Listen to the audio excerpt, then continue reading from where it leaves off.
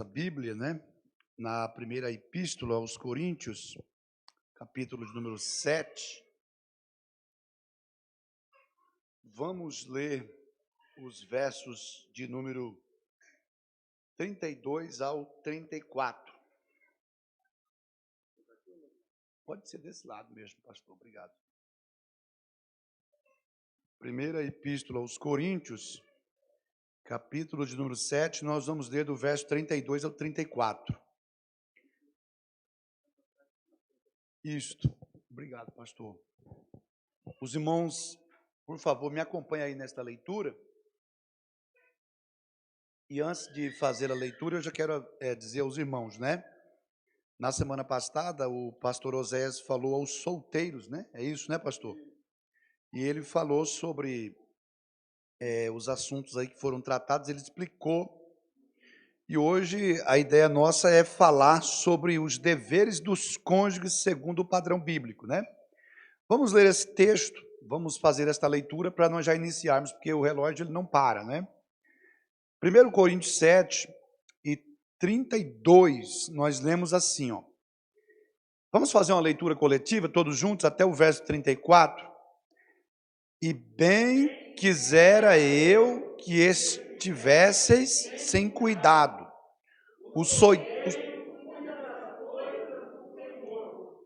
Em como há de agradar ao Senhor, mas o que é casado cuida das coisas do mundo, em como há de agradar a mulher.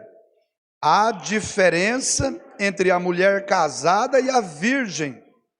A solteira cuida das coisas do Senhor, para ser santa, tanto no corpo como no espírito.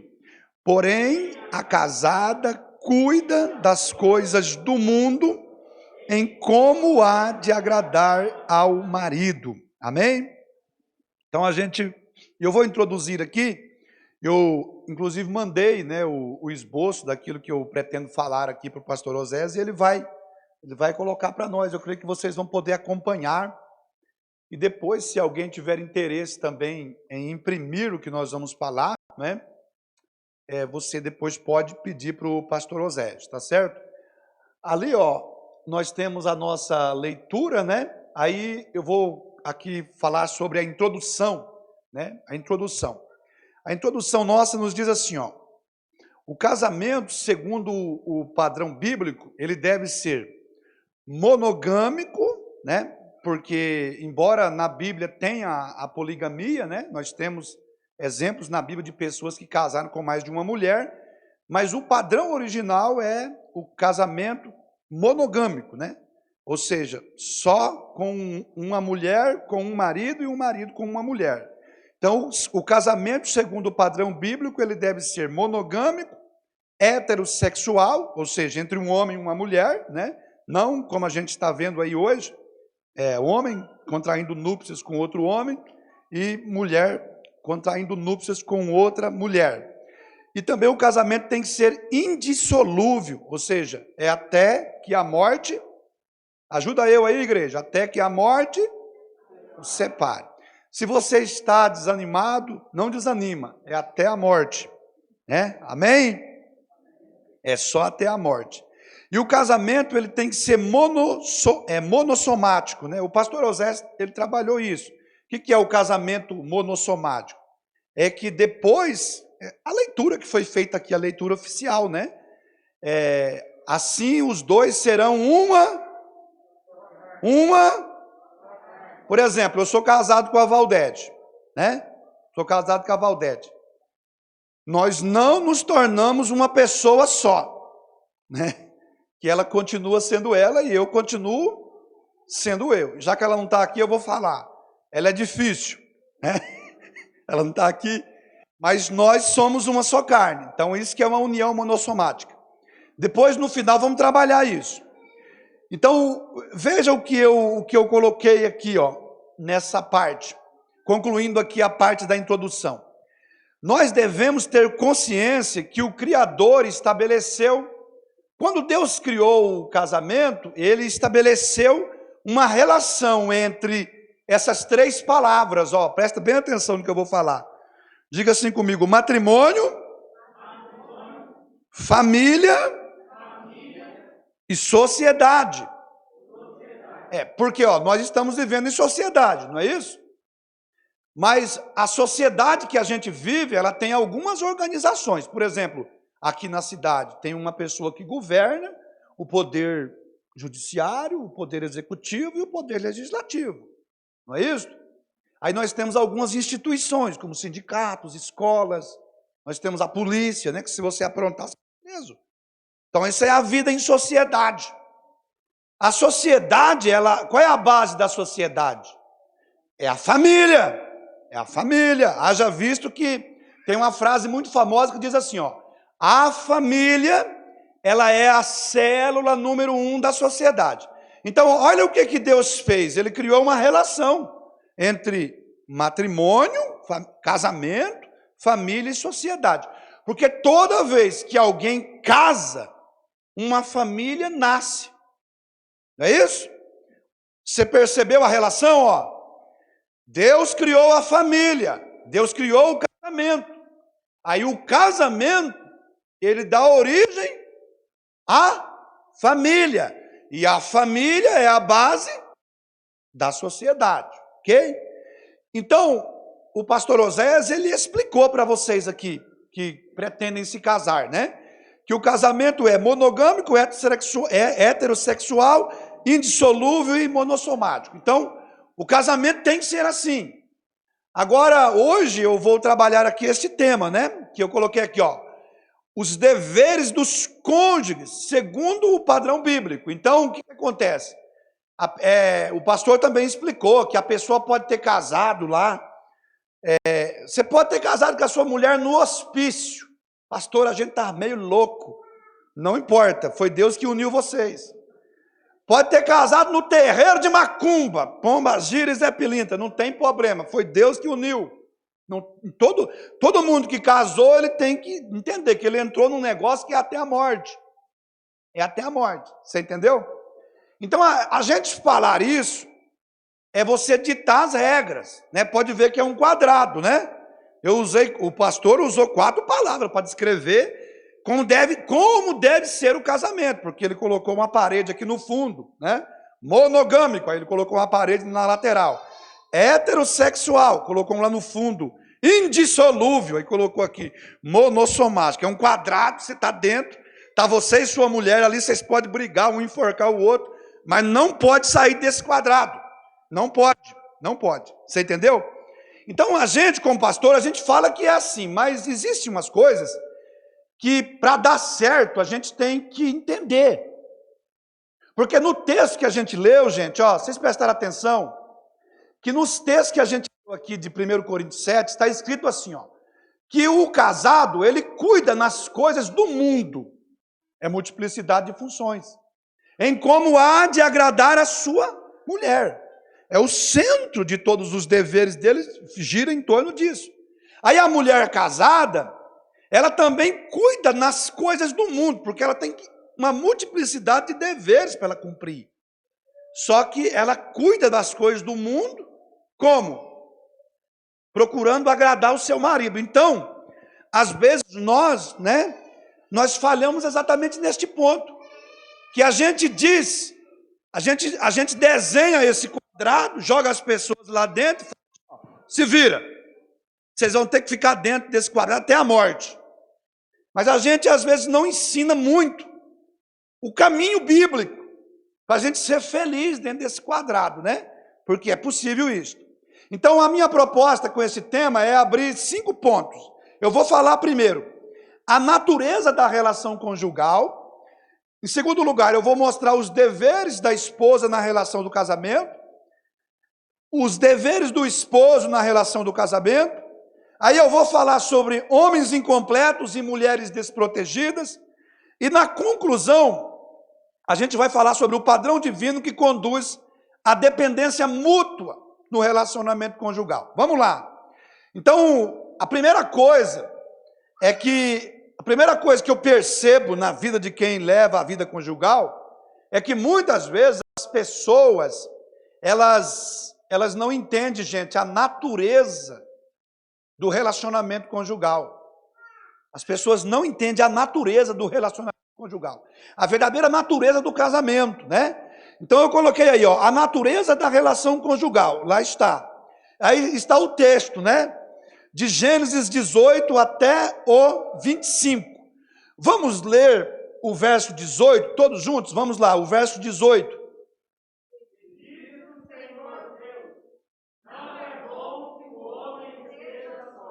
Vamos dar um salto para o verso de número 20. O verso 20. Qual que é o verso 20 aí? Quem pode me ajudar? Eu vou abrir aqui a Bíblia.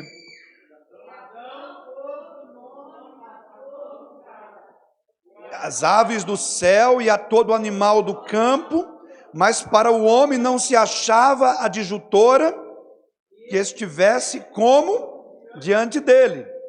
Então, o Senhor Deus fez cair um sono pesado sobre Adão, e este adormeceu, e tomou uma das suas costelas e cerrou a carne em seu lugar. E da costela que o Senhor Deus tomou do homem, formou uma mulher e trouxe-a a Adão. E disse a Adão: esta é agora osso dos meus ossos e carne da minha carne.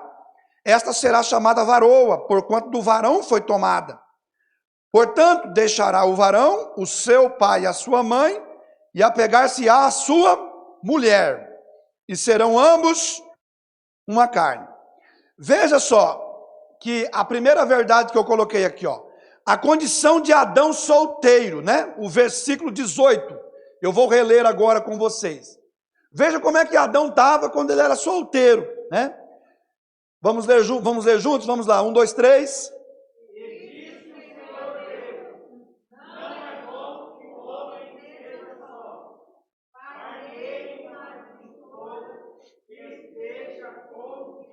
Ó, aqui Adão, Eva não existia ainda, não é?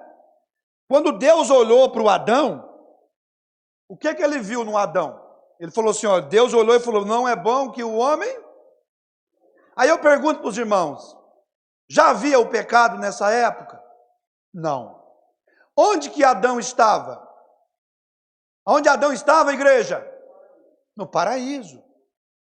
Não tinha nada de errado, nem na relação dele com a criação, nem com Deus. Mas Deus olhou para ele e falou o quê? Adão não está feliz, né? Adão não está feliz. Aí aqui eu levanto uma questão, ó, presta atenção, ó. A criação tinha terminado aqui? Se você ler, parece que sim, né? Coloca o verso 1 e o verso 2 para mim, de Gênesis 2. Veja que interessante. Até aqui, a criação não estava completa ainda. Assim, os céus e a terra e todo o seu exército foram acabados. Lendo aqui, parece que a criação tinha já terminado. Mas Deus já tinha feito a mulher? Não. Quando que a criação realmente terminou? Quando Deus criou a mulher. Era para as mulheres ter dado glória a Deus. E vocês deveriam pensar assim, nós somos nós somos a última que Deus criou. Veja a importância da mulher. Então quer dizer que, por que Adão não estava completo? As mulheres aí me ajudam, digo assim, as mulheres, digo assim, ó, sem a Eva, o Adão não estava completo. Vocês entenderam? Então nem a criação estava completa e nem o Adão estava completo. Por quê? Porque quando Deus criou ele, Deus disse que ele teria que se multiplicar. Mas agora o versículo 20 diz que não havia uma adjutora que pudesse estar como diante dele. Então ele viu que não tinha alguém para ajudá-lo a cumprir sua missão, ok? Aí eu anotei aqui, ó, a forma como Deus criou a mulher. Vamos ler o verso 21 e 22 deste capítulo. Veja que interessante, ó. Gênesis 2, 21 e 22. Então, o Senhor Deus...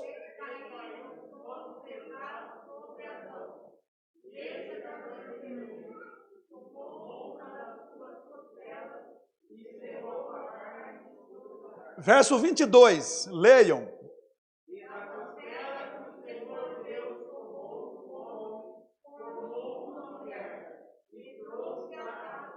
Você percebeu que Deus não usou o mesmo método para criar a mulher? Como é que Deus... Ainda tem homem, pastor Zé, que ele fala assim, mas por que, pastor? Um dia um irmão veio chorando, ela tinha brigado com a mulher. Ele falou, mas por que mulher é tão complicada? Né? E é uma pergunta que o homem faz, né? Porque ele vai na loja com a mulher, ele sabe quanto dinheiro ela tem, e ela está lá. Isso aqui, quanto que é? Isso aqui. E ele fica atribulado, né? E esse irmão pergunta para mim assim, pastor Edilson, por que a mulher é tão complexa? Eu falei, muito simples, porque nós fez o barro, amassou, soprou, já virou um homem. Agora, para fazer a mulher foi complicado, meu amigo. Teve que anestesiar o homem, teve que serrar a costela dele, né? Aí edificou essa mulher, não sabemos como, é um mistério muito grande. Como é que uma costela ia virar uma mulher? É só Deus que faz isso, irmão. Aí depois teve que esperar ele acordar para ela aparecer lá. Então veja que a mulher, homens, não tentem compreender vossas mulheres. Concorda que é melhor. Eu vi um pastor fazendo uma brincadeira, ele falou assim, é por isso que no lençol do lábio do homem fica sempre mais sujo, porque ele veio da terra. Né? Foi uma brincadeira que ele fez. E as mulheres, olha, a mulher é osso, viu? Porque ela veio do osso. É uma brincadeira que eu estou fazendo. Vocês entenderam? Então, mas o que é que Deus queria ensinar para nós? Aí Deus, então, o Adão acorda, Deus vai e faz o casamento do Adão com a Eva. Certo? Então, a gente acaba não pegando a mensagem que o Criador deixa para nós aqui, ó. Qual é a ilustração? Deus cerrou uma costela de Adão, certo? O que ficou faltando em Adão? Uma costela. Aí ele colocou a mulher ali aonde? Do lado. Certo? Então veja o que eu coloquei aqui no meu comentário, para você não se perder, A aplicação desta verdade, Esse texto nos conduz à compreensão da natureza do casamento. É por isso que tem muita gente aí que está casado, não está feliz, porque ele está dentro desse quadrado que não tem saída, só que ele não entende como é que funciona a lei que rege o casamento, a natureza do casamento. Olha o que eu escrevi. Esse texto nos conduz à compreensão da natureza do casamento. Adão estava incompleto antes da existência de Eva. E Eva, por sua vez, ela foi trazida à existência para estar ao lado de Adão e depender dele. Então, o que é que a natureza do casamento aqui está ensinando? Que Deus fez isto aqui,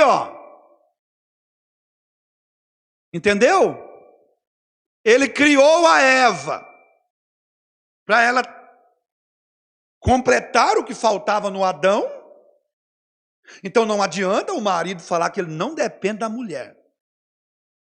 E quando ele foi criar essa mulher, ele pegou a matéria-prima do homem, já para ensinar para ela, olha, você veio do homem.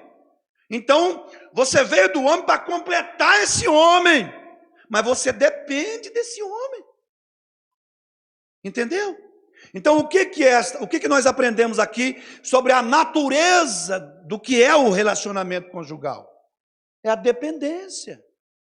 Então, se houver orgulho, se houver machismo, se houver ideias feministas, o casamento vai ser uma luta, né? Você sempre vai ver ele como seu eterno adversário. Você sempre vai olhar para ela como a sua adversária. Então entenda isso, porque é por isso que tem muita gente sofrendo. O segundo ponto, vamos lá. Vamos falar então dos deveres da esposa na relação do casamento. O texto 1 Coríntios 7:34. Vamos ler o texto. 1 Coríntios 7:34. Vamos ler esse texto. Vamos lá, todo mundo junto. Há diferença entre a mulher casada e a virgem. A solteira cuida das coisas do Senhor, para ser santa, tanto no corpo como no espírito. Aí vem essa parte, ó. Vamos ler junto. Porém, a casada... O que entra aqui as coisas do mundo? Um monte de coisa. Um monte de atividade que a mulher tem que exercer dentro do casamento. Porém, a casada cuida das coisas do mundo. Mas olha um centro lá, ó. Em como há de agradar. Ó, o que isso significa?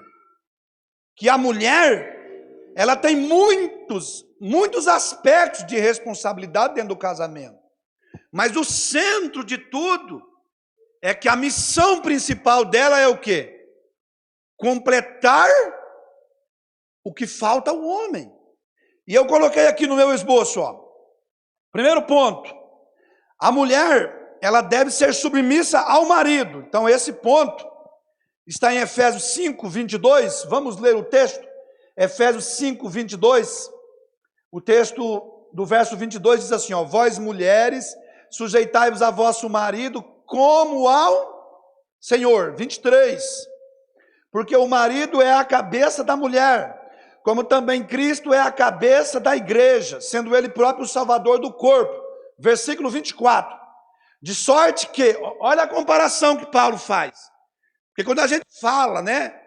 Quando a gente fala que a mulher tem que ser submissa ao marido, isso, irmãos, às vezes não é bem explicado. Olha a comparação que Paulo fez, ó. De sorte que, assim como a igreja está sujeita a Cristo, assim também as mulheres sejam em tudo sujeitas a seu marido. Agora eu pergunto, como é que é a relação de submissão da igreja a Cristo? A igreja está submissa a Cristo por amor e de forma voluntária. Isso não quer dizer que dentro do casamento, a mulher, só porque ela tem que ser submissa ao marido, que ela é inferior a ele, certo? E que ela tem que se submeter aos caprichos dele. Não é isto. Vamos usar um outro texto para explicar isso. 1 Coríntios 11, 3. Olha o que o texto diz, ó. Vamos ler juntos.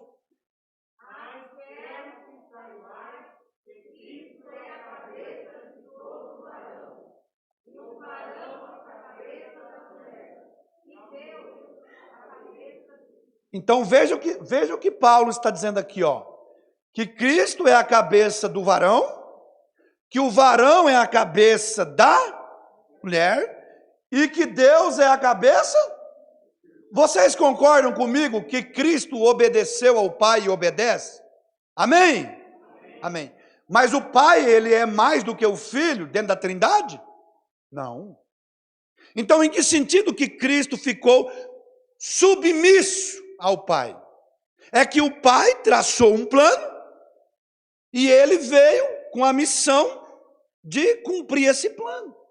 Mas a relação entre pai e filho, ela não é uma relação de inferioridade. Então, ó, de onde Deus tirou a mulher? Daqui, ó, né? Se Deus tivesse tirado um osso do pé do Adão e feito a mulher, então Adão poderia pisar na Eva. Se Deus tivesse tirado um neurônio do homem para fazer a mulher, ela poderia mandar no homem. Mas Deus fez o quê? Tirou ela da costela. Quer dizer que ela é cúmplice com o homem. Ela é adjutora, ela é submissa. Mas ser submissa não quer dizer que ela não pode opinar. Entendeu? Então esse é o primeiro ponto do dever da mulher. O segundo ponto, a multiplicidade de funções no relacionamento conjugal. Porque isso é o que mais desafia a mulher. Coloque para mim o texto de Tito, capítulo de número 2, os versículos 4 e 5, e vai aparecer aqui a multiplicidade, ó. Observe, ó. Para que ensinem as mulheres novas a serem prudentes, a amarem seus... então aqui, primeiro, olha só, como a função da mulher ela é múltipla, né? Ela tem que amar quem? O seu marido. É o papel de esposa. A amarem seus filhos. É o papel de mãe. A serem moderadas, castas e boas donas de casa, né? Então o que é uma mulher ser uma boa dona de casa? Porque tem mulher que o marido sai cedo para trabalhar. E com esse frio, ela acorda, ele acorda ela, né? Porque ele vai dormir, ela fica assistindo televisão. Ó Deus revelando, hein? Ela fica assistindo televisão. Aí ele dorme e nem vê que hora que ela deita. Aí quando dá o horário dele levantar cedo, ele fala, amor, o que foi? Vai fazer café? Ah, hoje não. Aí ele levanta, vai lá e passa o cafezinho dele, come o pãozinho dele e vai para o trabalho. Mas ele levanta a casa, ele vê que a casa está... Não é isso? A casa está, que parece que passou o furacão Katrina. E esse homem vai para o serviço. Ele faz uma jornada de 8 horas de trabalho. Quando ele chega, a meia dele está esparramada no quintal. A louça, que ele saiu cedo da janta de ontem, está em cima da pia ainda. E os moleques vêm encontrar com ele, tudo ranhento assim, com os ranhos no nariz. Que homem feliz esse homem, né? E a comida? Porque vocês concordam que uma boa dona de casa é uma mulher que faz uma comida... Ele chega do serviço, o que temos para hoje? Né? Aí ela fala, se você fizer, tem, se você não fizer, não tem. Então, quer dizer, você entendeu? Então, aí a mulher, ela tem que cuidar nas coisas do mundo. O que ela é? O que é a mulher cuidar nas coisas do mundo? Ela ser uma boa esposa para o marido, ser uma boa mãe para os filhos, ajudando no cuidado dos filhos, na educação dos filhos, tanto no sentido secular como espiritual, e também ela ser uma boa dona de casa. Não é isso? Só que ela não pode perder o foco, porque o foco dela é completar esse homem. Eu vou aqui para o terceiro ponto, porque eu estou olhando no relógio, senão não dá tempo, né? Olha o terceiro ponto, a necessidade de equilíbrio entre o padrão bíblico e a posição da mulher na sociedade pós-moderna. Aí você pode falar assim para mim aqui, olha para mim aqui, as irmãs podem me questionarem nos vossos corações e dizer assim, mas pastor Edilson, essa história aí da mulher ser uma boa esposa, ser sujeito ao marido, ser uma boa mãe, cuidar bem da casa, isso aí funcionou, pastor, lá na cultura bíblica. Hoje nós estamos em outro tempo, nós estamos na pós-modernidade. A mulher hoje, ela pode ser uma executiva, ela pode trabalhar fora, ela pode ganhar um salário maior do que o marido, e aí? Como o equilíbrio? Então vamos para o texto. Provérbios 31, versículos 10 a 12. Olha o que o texto está dizendo. Para aqueles que acham, porque tem umas pessoas que estão dizendo aí que a Bíblia tem que ser atualizada, que a Bíblia não tem um padrão correto, que a Bíblia é machista, não é isso? Então olha bem o equilíbrio aqui, Vamos ler juntos? Vamos lá. Mulher virtuosa, quem a achará? Versículo 11.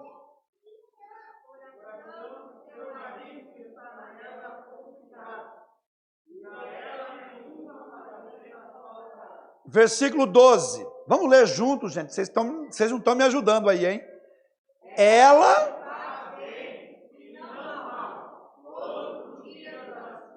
Agora, sabe o que me chama a atenção nessa mulher virtuosa? É que essa mulher virtuosa, o provérbio, irmão, ele foi escrito muitos séculos antes de Cristo. Agora, quando você olha a mulher virtuosa aí, da Bíblia, de Provérbios 31, você tentar a pensar o quê? Que ela é chamada de mulher virtuosa porque ela não saía dentro de casa, ela era boa esposa, boa mãe, boa dona de casa, só isso. Engano seu, porque se você ler aqui, ó, eu vou pedir para ele colocar aqui alguns textos. Eu vou observar o versículo de número 16, ó, coloca o verso 16, veja que interessante. Olha que interessante, ó. A mulher virtuosa de Provérbios 31, olha o que está escrito, ó.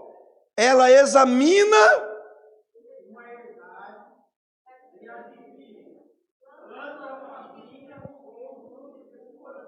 o que o sábio está dizendo? Que a mulher virtuosa, ela tem recursos próprios. E ela vai lá e compra uma... O que é uma herdade? É um pedaço de terra. Então essa mulher, ela é uma empresária. Ela é uma empreendedora. Embora as atividades dela não ficam limitadas a ser esposa, ser mãe e dona de casa. Ela é empreendedora também. Ela tem o seu dinheiro próprio. Ela é financeiramente independente do seu marido, mas é virtuosa. Eu vou pedir para ele colocar mais um texto. Essa mulher, irmãos, ela tem teologia, ó.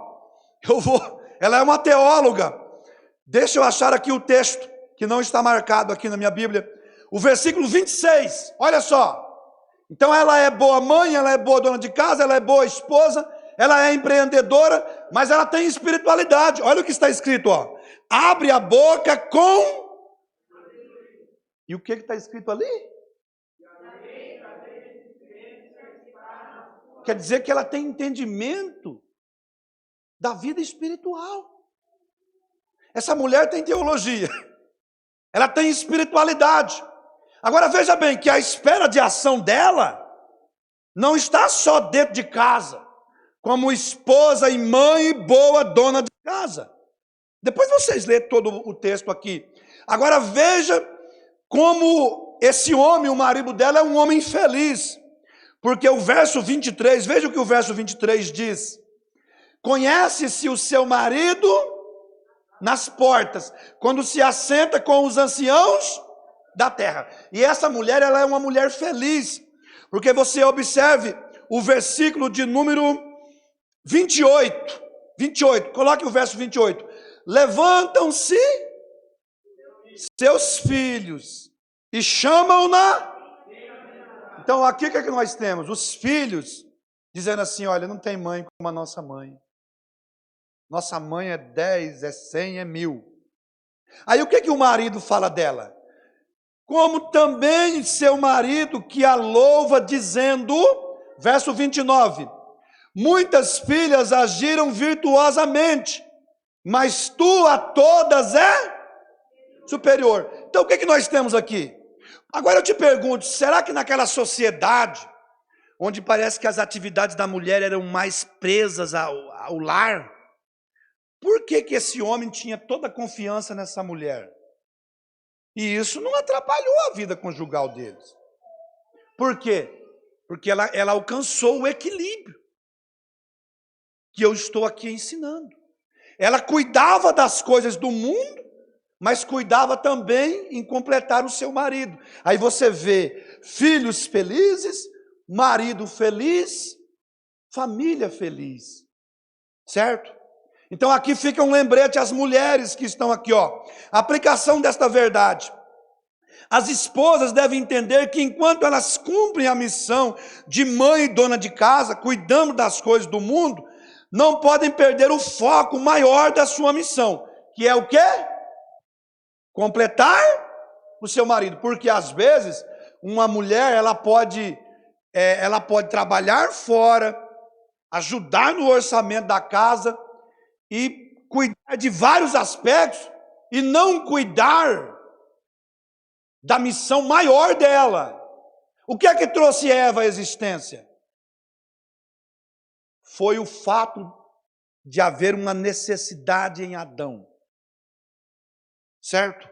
Então a mulher, ela tem que perguntar para ela mesma, será que eu, além de mãe, esposa e dona de casa e outras coisas que eu sou, será que eu estou cumprindo a missão de completar o meu marido? Porque isso é muito importante. Vamos para o terceiro tópico. Deveres do esposo na relação do casamento. 1 Coríntios 7, 32, 33. Estou correndo aqui por causa do horário, né? Vamos lá. 1 Coríntios 7, vamos ler o verso 32 e 33. E bem quisera eu que estivesse sem cuidado, ponto. O solteiro cuida das coisas do Senhor, em como há de agradar ao Senhor, mas o que é casado, em como há de agradar a mulher. Então ele também tem que fazer um monte de coisa, ele tem que cuidar das coisas do mundo, mas ele não pode perder o foco, que é o quê? Agradar a mulher. Porque às vezes o homem, ele dá moradia, carro, dinheiro, tudo que a mulher precisa, mas não agrada a ela, né? Não cumpre a missão maior dele, que é proteger essa mulher. Vamos lá.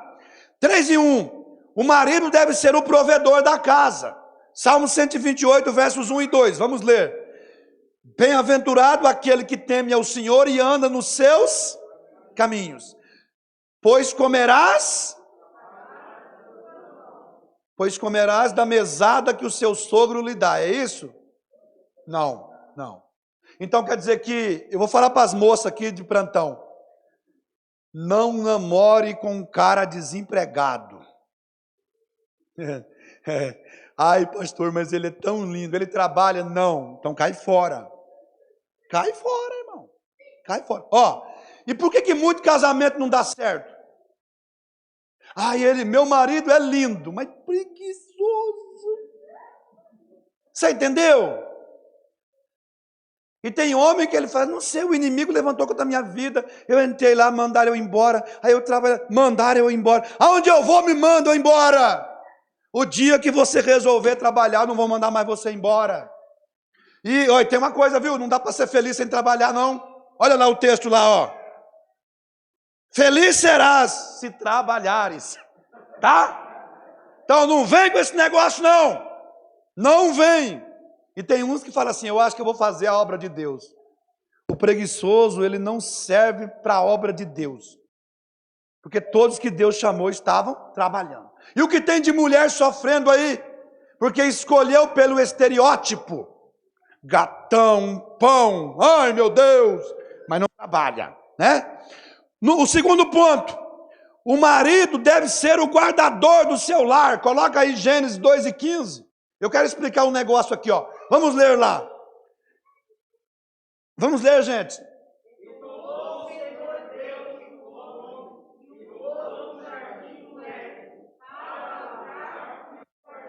Por que o Adão foi derrotado no jardim? Porque a serpente fez amizade com a Eva. Então Deus, quando plantou o jardim, falou, você guarda o jardim. O que Deus queria dizer com isso? Você toma cuidado porque existe um inimigo. Porque Deus ia mandar... Eu pergunto para os irmãos, o leão olhava para o homem assim e via um bife? Não. Todos os animais estavam em harmonia com Adão, mas Deus mandou guardar. Deus mandou guardar. Ficava implícito que ele deveria tomar cuidado, porque aqui não existia a mulher, não existia ainda o pecado, mas existia um diabo. Então o homem, irmãos, ele tem que ser o guardador da sua casa. E o que o Adão fez? Olha para mim aqui, A serpente, ela ficava lá, aquela cínica, né? Ela ficava lá bem de boa, tranquilona lá. Não sei se ela ficava enrolada. Enquanto o Adão estava ali, ela não conversava. Aí o Adão falava assim, meu amor, eu vou lá do outro lado do jardim para me ver se aquelas figueiras estão dando flor e tal. Tchau, beijo. Porque quando é só os dois, né? É só love, né? Querido, lindo, mozão, mozinho, desse jeito. A hora que o Adão saía, aí a serpente olhava para Eva e falava assim, bom dia, amiga Eva. Mas ela só conversava com a serpente depois que o Adão... Então, aonde foi o erro do Adão? É que ele deveria guardar a Eva, para Eva ajudar ele a guardar o jardim. Mas não, ele ficou guardando o jardim e não guardou a Eva. E como é que o diabo trabalha? O diabo, irmão, ele não mudou a estratégia dele, não. Como é que ele destruiu aquele casal? Aquele primeiro casal? Como é que ele fez? Ele trabalhou no espaço que havia entre o homem e a mulher. Você pode ver que a serpente, ela esperava o Adão sair. Aí a hora que o Adão saiu, a serpente mandou uma solicitação de amizade para Eva. Aí a Eva aceitou a solicitação da serpente. E aí os dois começaram a trocar mensagem pelo Messenger. E depois a serpente fez chamada de vídeo para Eva, enquanto o Adão não estava em casa. Foi assim que aconteceu. Então o homem, ele precisa guardar a esposa dele, dizer assim, ó, você precisa me ajudar a guardar essa casa, e não o contrário. O que eu estou querendo dizer aqui com isso, entre aspas? É que os casais hoje, eles comem na mesma panela, sentam no mesmo vaso sanitário, eles dormem na mesma cama e vivem distantes. Sua mulher sabe quanto você ganha? Não, meu lerite é um mistério muito grande, o livro selado do Apocalipse. Tá bom. Sua mulher sabe a senha do seu Facebook? Você sabe a senha do Facebook dela? Você tem liberdade para destravar o celular da sua mulher e ver o que está acontecendo no celular dela? E ela tem liberdade para destravar o seu celular e ver o que está acontecendo no seu celular? Ou será que existe uma distância? Adão, Adão, guarda a sua Eva, guarda o seu jardim. Terceiro ponto aqui, ó. O marido, ele deve assumir o quê? O sacerdócio do lar. Veja que interessante, o Salmo 128, versículos 4 e 5. Irmão, esse é um dos pontos que os maridos hoje mais estão falhando. Olha o que o texto diz, ó. Eis que assim será abençoado o homem que teme ao Senhor. O Senhor te abençoará. Espera aí. Aonde era Sião? Lá em Jerusalém. Então quer dizer que esse homem, ele tinha que ser o quê? O sacerdote da sua casa. Ele tinha que pegar a sua família e levar a sua família aonde? Para o lugar do culto. E lá no lugar do culto, lembra do Salmo 133? Ali o Senhor ordena a vida e a bênção para sempre. Então, nos tempos do Antigo Testamento, o culto era centralizado. Mas mesmo assim, Deus exigia dos maridos que eles pegassem suas famílias e levassem aonde? No lugar onde Deus estava sendo adorado. E esse é um dos pontos que os maridos hoje mais estão falhando. E eu coloquei aqui o exemplo de José. Ó, observe aí, ó. José é um exemplo disso que eu estou falando. José foi um exemplo de sacerdote na sua casa. Irmãos, eu quero perguntar uma coisa para vocês. Quando foi para Jesus nascer, com quem que Gabriel falou primeiro? Com quem? Com José ou com Maria? Com quem, irmãos? Com Maria. Mas uma vez que ela aceitou ser a mãe do Salvador, vocês perceberam que depois Deus não falou mais com Maria. Deus não falou mais com Maria. Depois que Maria aceitou ser a mãe do Salvador, Deus falou 3 vezes com José. Ó, observe aqui, ó. E projetando ele isso, eis que em sonho lhe apareceu um anjo do Senhor, dizendo: José, filho de Davi, não temas receber a Maria, tua mulher, porque o que nela está gerado é do Espírito Santo. Falou uma vez com José. Mateus 2:13. Mateus 2:13. E tendo-se eles retirado, os magos, né? Eis que o anjo do Senhor apareceu a José em sonhos, dizendo: olha, levanta, toma o menino e a sua mãe e foge para o Egito, e demora-te lá até que eu te diga, porque Herodes há de procurar o menino para o matar. O outro texto, Mateus 2,19. Mateus 2,19. Morto, porém, Herodes, eis que o anjo do Senhor apareceu num sonho a quem? A José. Diga assim, ó, Deus não falou mais com Maria, mas só com José. Agora vem cá, por que isso? Porque o sacerdote da casa é quem? O marido. O marido. Agora vamos aqui, irmãos, falar de um problema aqui que é bem contemporâneo. É por isso que muita família e muito casamento está falindo. Porque Deus, Ele colocou aqui na sua palavra valores, Ele estipulou valores divinos. Diga comigo assim, ó, Deus, família, igreja e demais coisas. Então veja bem, ó, que eu sou sacerdote na minha casa. E cada marido aqui deve ser sacerdote na casa dele, certo? Então, qual que são os padrões de Deus? Primeiro vem Deus, Deus em primeiro lugar. Depois de Deus, o que Deus estabeleceu? A família. Depois da família, o que vem? A igreja. A igreja. E depois as demais coisas. O que são as demais coisas? Pescaria, viagens, chá de cozinha, chá de bebê, festa de aniversário, churrasco, shopping center. Não é isso? Visita de parente que é crente. Não é isso? Então, como é que tem que pensar o sacerdote da casa? Domingo, a família se reúne para o almoço. Nhoque, macarronada, família. Sogro, sogra, pai, mãe, vovô, neto, bisneto, tataraneto, aquele monte de gente. Não é isso? Vai dando às 4h da tarde, o que o sacerdote da casa deve fazer? Opa!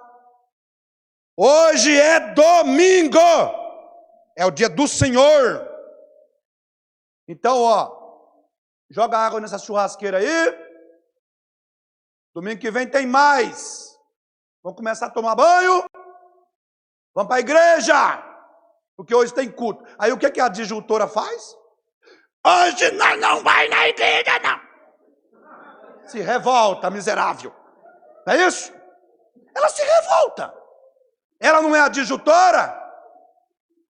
Em vez de ela ajudar ele a exercer o sacerdócio, porque ó, aí a pessoa, um dia uma irmã falou assim para mim assim, falei, viu minha filha, por que vocês não estão mais vindo no culto? Ai, pastor, esses dias, sabe, primeiro meu pai veio me visitar. O seu pai é crente ou está desviado? Não, ele é crente. Eu pensei, está desviado.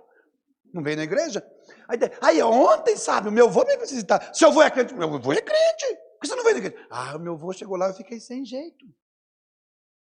Aí ela falou assim, mas você precisa ver isso daí, minha filha. Não, pastor, porque primeiro é Deus, depois é a família, depois é a igreja. Falei, é verdade, só que você tem que lembrar uma coisa. Deus criou a família, mas a família não é abençoada lá. A família recebe a bênção aqui, na igreja. Então todo pai, todo marido, que ele para de exercer o sacerdócio dentro da casa dele, ele está em falha.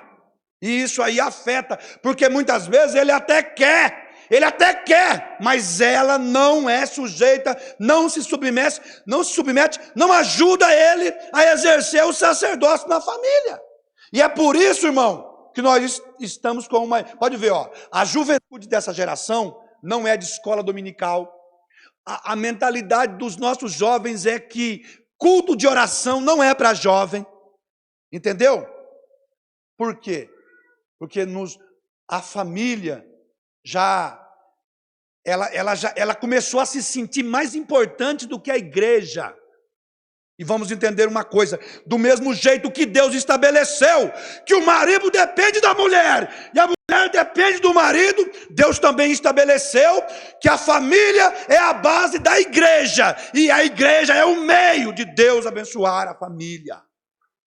Então você vê se você corrige isso. Joga água nessa churrasqueira aí e começa a vir para a igreja com a sua família. Porque senão a sua descendência vai ser um bando de desviado, e você vai orar e vai chorar, e não vai ter conselho de pastor e nem oração de igreja para resolver isso, porque o pastor da sua casa é você, e se o seu altar espiritual está apagado, apesar da sua churrasqueira estar acesa, você está arruinado. E isso depois afeta tudo, até o seu casamento. Quantos podem dizer amém? Aplicação dessa verdade. Estou correndo aqui porque o horário está para terminar ali, ó. Os esposos devem entender que enquanto eles cumprem a missão de pai e provedor da casa, cuidando das coisas do mundo, não podem perder o foco maior da sua missão, que é agradar e proteger a sua esposa. Por que a mulher carece de proteção? Porque ela já foi feita da costela aqui, do abraço, né? E tem homem, irmão, que ele falha num ponto, que é o ponto de proteger. Aí ele fala assim: pastor, eu sou um cara trabalhador, meu salário é bom, vai lá em casa, minha casa é linda. Eu tenho dinheiro no banco, pastor, eu sei, Deus te abençoe. Só que você tem que pôr uma coisa na sua cabeça. Isso não é garantia de um matrimônio feliz. Porque a sua função é proteger. E por que às vezes acontece? Olha, uma vez aconteceu numa igreja que eu pastoreei, a irmã veio a trair o marido. E a minha mulher perguntou assim: mas Edilson, o que leva uma mulher dessa a fazer isso com esse homem? Ele é um homem bom. Você já foi na casa deles comigo, não foi? Eu falei: fui. Você viu que casa linda que ela tem, né? Agora ela não estava o quê? Protegida. E você sabe o que mais protege a mulher? É os elogios do marido. Ela veste a roupa. E aí? Ficou bom. Não era hora dele dizer assim: meu amor, mas tu ficou linda demais nesse vestido. Não é isso? Não era hora, você entendeu? Ela faz a comida. Aí o que acontece? Ele nunca elogia ela.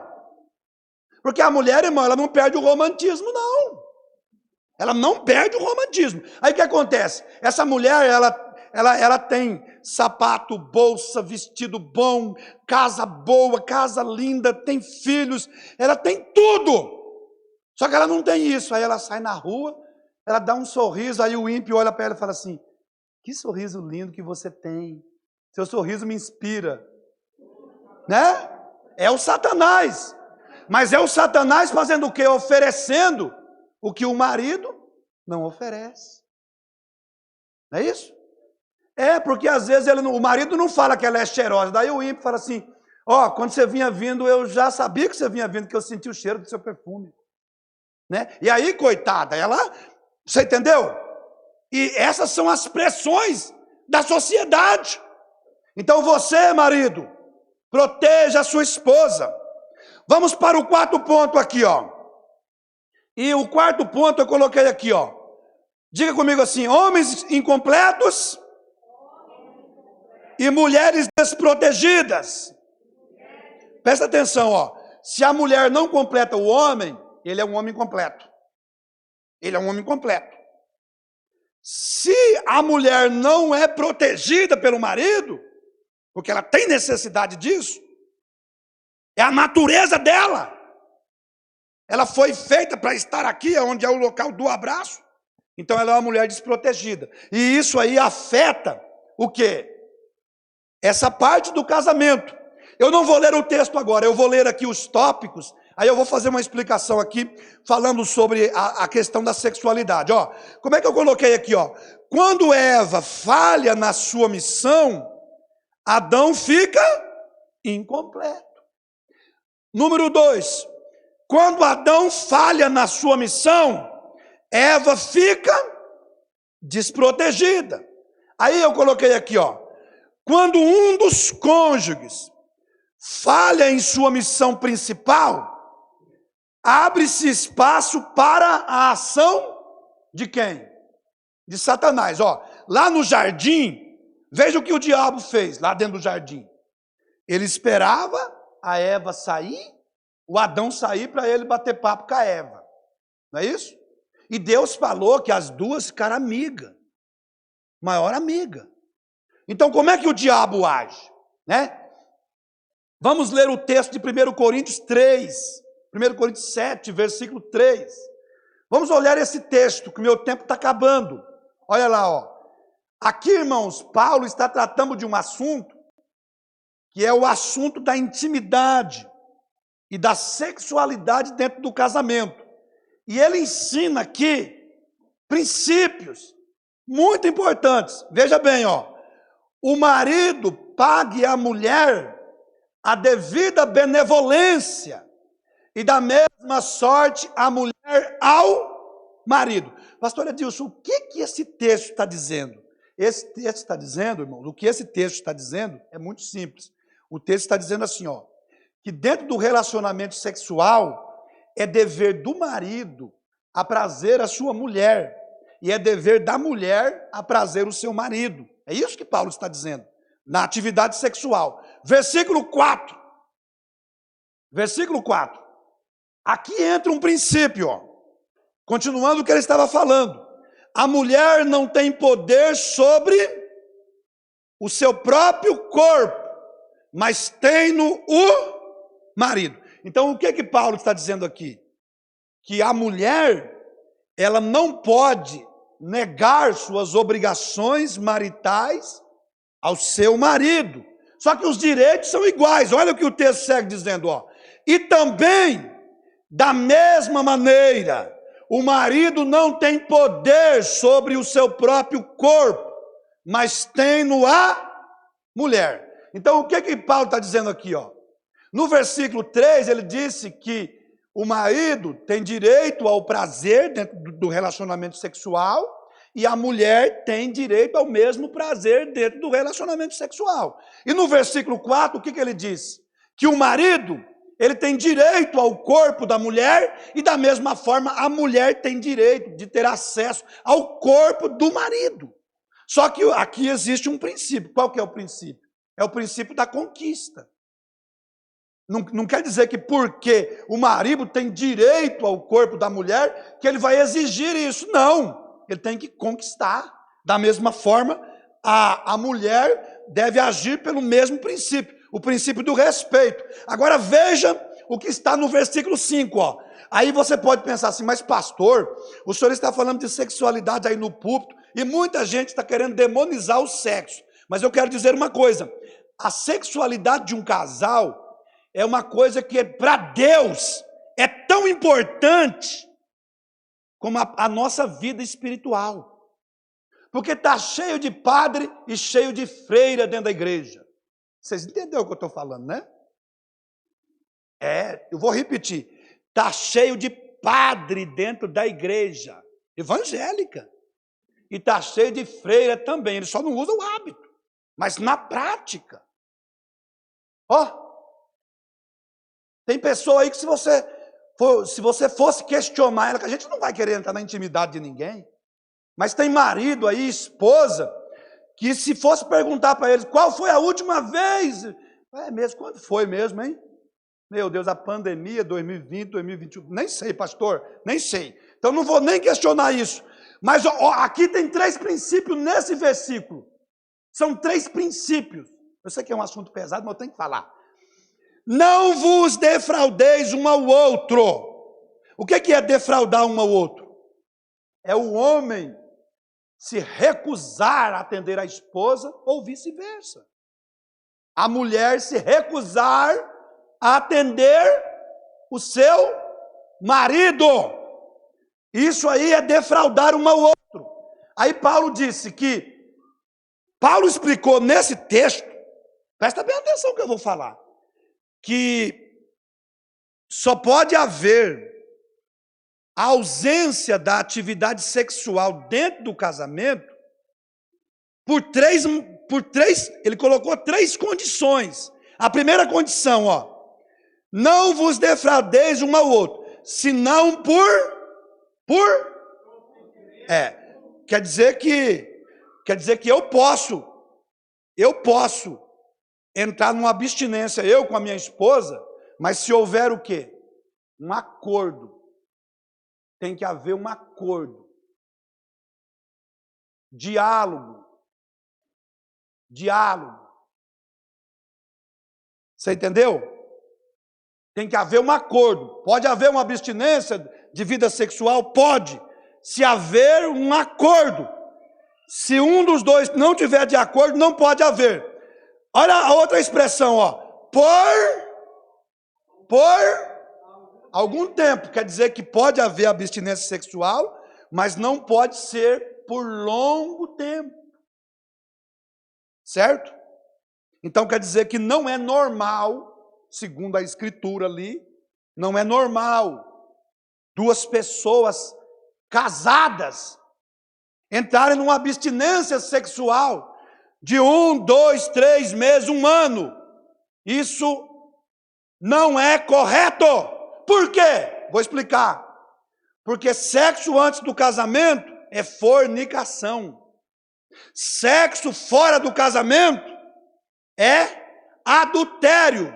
E casamento sem sexo por muito tempo, segundo essa expressão, também é pecado. Então só pode haver abstinência se houver um acordo mútuo, um consentimento mútuo.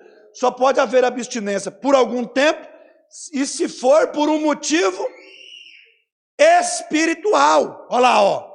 Para vos aplicardes a oração. Quer dizer que a mulher, ela pode dizer para o marido, olha, durante essa semana eu quero concordar com você, porque eu fiz um propósito com Deus, ou vice-versa.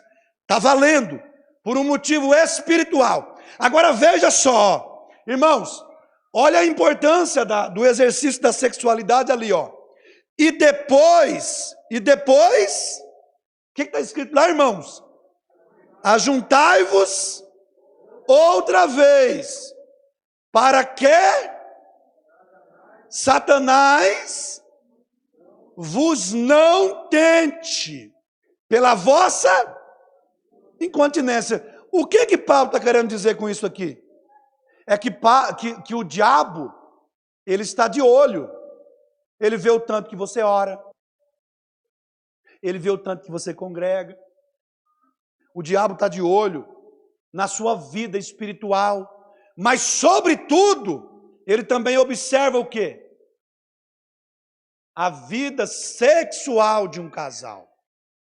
A maioria das tragédias morais que acontecem, por que que é? Por que que é? A mulher, ela recusa o homem, ela rejeita ele.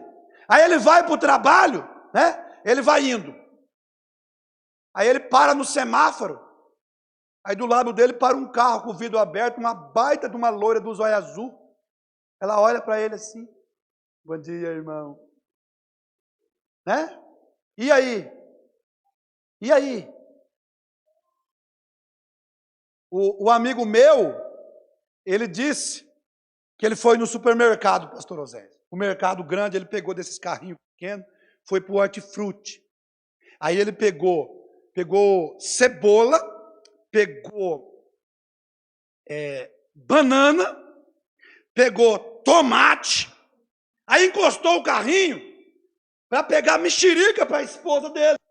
Ele pegou, encostou o carrinho assim e começou a pegar mexerica. Aí a hora que ele foi colocar a mexerica no carrinho, veio aquele baita daquela mulher, coisa mais linda. Aí ela chegou assim, falou, moço, esse carrinho é meu.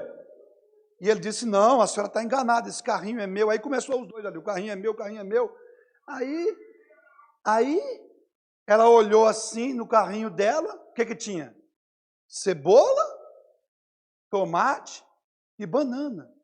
E ela com a redinha de mexerica na mão. Aí sabe o que ela falou para ele? Falou assim, que coisa não? Nossa química bateu. Você entendeu? E você sabe com quem que aconteceu isso? Comigo. Eu falei assim, não, foi só uma força da coincidência. E catei o meu carrinho, falei, deixa eu ir embora, né? Senão, você entendeu como é que é? Então, quer dizer, e se eu sou aí um homem incompleto? Se eu sou uma pessoa desprotegida? Isso pode acontecer com qualquer um de nós, irmão. Às vezes sem você ter nenhuma má intenção. alguém vai fletar com você. E aí você tem que cuidar ali, ó. É ali que o diabo está derrubando muita gente. Por quê? Porque a pessoa às vezes está anos no evangelho, mas não está cuidando da sua vida íntima. E Deus está me usando aqui para te dizer que a sua vida sexual dentro do matrimônio, ela é tão importante quanto a sua vida espiritual. Tome cuidado. Eu vou passar aqui para a conclusão, pastor José. Posso concluir? Dá tempo? Dá tempo. Eu sei que é pesado aqui o assunto, né? Então, a aplicação dessa verdade, ó. O inimigo sempre investirá contra todo o matrimônio. Se ele terá êxito ou não, isso depende muito do compromisso de cada cônjuge, de entender e honrar os deveres estabelecidos por Deus dentro do casamento. Concluindo aqui o quinto tópico, ó. O padrão divino conduz à dependência mútua no relacionamento conjugal. 1 Coríntios capítulo 11, coloca o versículo 11, olha lá. 1 Coríntios 11, coloca o versículo 11 e o versículo 12. Vamos ler esse texto. Vamos lá. Já passamos 8 minutos. Vamos ler juntos? Vamos lá. Eu sei que está pesado aqui, irmão, mas é isso mesmo. 1, 2, 3.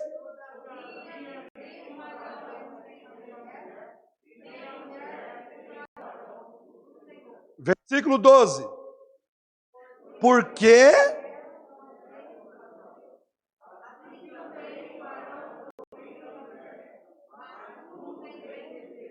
vocês concordam que todas as mulheres vieram de Eva? Amém? Mas Eva veio de Adão. O único homem que não nasceu de mulher foi quem? Adão. Mas ele não era independente da mulher, porque Deus falou que ele não estava feliz sem mulher. Então, conclusão, o que é o casamento? Quando os dois estão assim, ó. Sua comida não tem sal, porque você também, você não administra essa casa, a gente não sai. Fica os dois ali, ó. Você está entendendo? Então está aqui, ó. Não é isso. É isso aqui, ó. O casamento, ele é Como é que fala a palavra, pastor Osés? Monossomático. Então quer dizer que, você sabia o que é ser monossomático? É você se tornar uma só carne com a pessoa. É aquilo ali, ó. Entendeu? Quando você vive uma vida feliz com a pessoa, o que acontece? Você passa a depender dela. Você entendeu? Então tem gente aí que está há anos casado, mas ainda não é uma só carne. Por quê? Porque um não se inclinou para o outro ainda. Então, se o marido depende da mulher, e a mulher depende do marido, o que Deus faz? Ele coloca a mão e abençoa. E abençoa. E aqui eu encerro, né? Porque a conclusão, vou ler a conclusão aqui. Pode chegar para cá, pastor Osés. Os cônjuges, eles devem entender a natureza da relação conjugal, a lei da dependência, a multiplicidade de funções no casamento. Os casados devem cuidar das coisas. Quer dizer que a mulher, ela é mãe, ela é esposa, ela é dona de casa, ela trabalha fora, mas ela não pode perder a missão maior dela. O marido, ele é o provedor, ele é o sacerdote, ele é o marido ali, o pai, mas ele tem uma missão, ele tem que agradar essa mulher, proteger essa mulher, porque assim Deus vai abençoar o seu casamento. De outra forma, Deus não tem bênção para você. Vocês recebem esta palavra, irmãos? Amém? Amém? Vem cá, meu pastor, vem cá. E me perdoe aí, eu passei 10 minutos, mas não dá para levar isso embora, né, irmãos? A gente tem que falar.